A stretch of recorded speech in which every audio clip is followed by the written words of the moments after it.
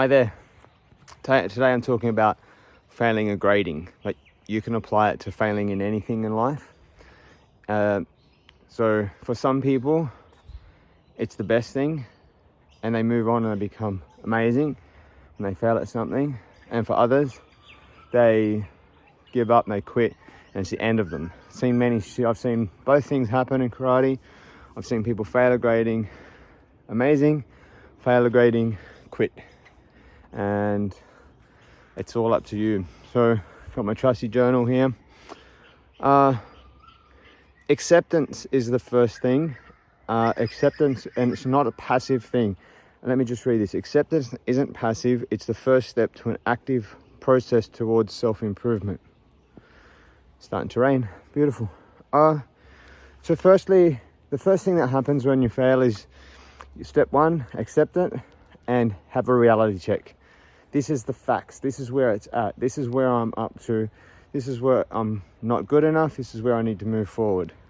Okay, so then I never see failure as failure, but only as the negative feedback that I need to change course in my direction. Never see failure as failure, but only as a learning experience. These are not just things that I say, that they're real. They have foundational stuff in them.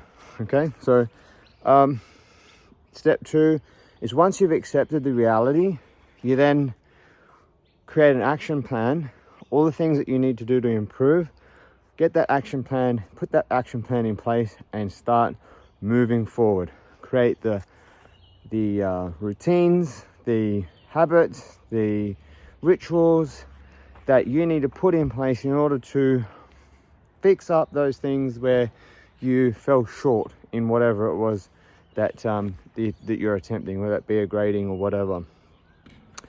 Work on what needs to change. Create an action plan, cover that. Finally, I just like to use a story, and this story is about my best friend in New Zealand.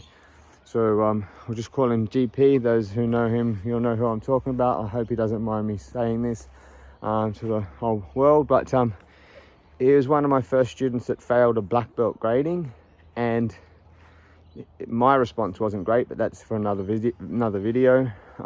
Basically, I didn't know what to say because I didn't have had many people fail at that point. Anyone fail, I don't think. And then, so I didn't know what to say, so I didn't say anything. And then, not the great thing, obviously, later on we talked about it, but yeah. So GP went away and says, what was his thing that he needed? What was his reality check?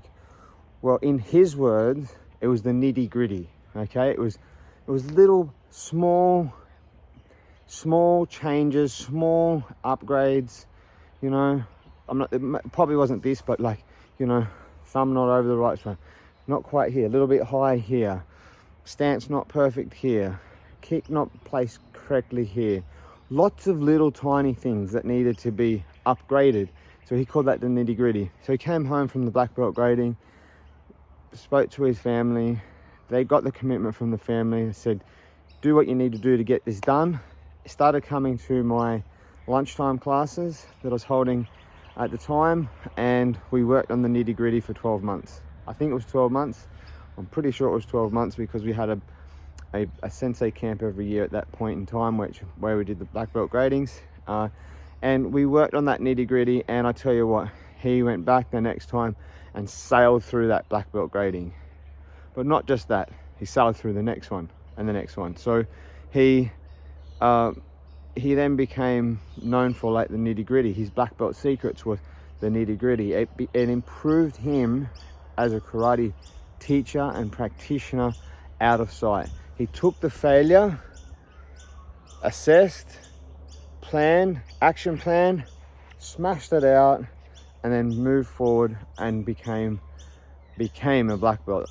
This guy is the epitome of becoming a black belt, and that's what we want to do. We don't want to get one, we want to become one, and that's my story to back that one up. So the result is what happens is not important. It's your reaction to what happens. That's the most important.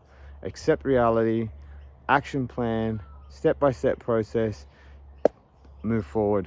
I'll see you in the dojo.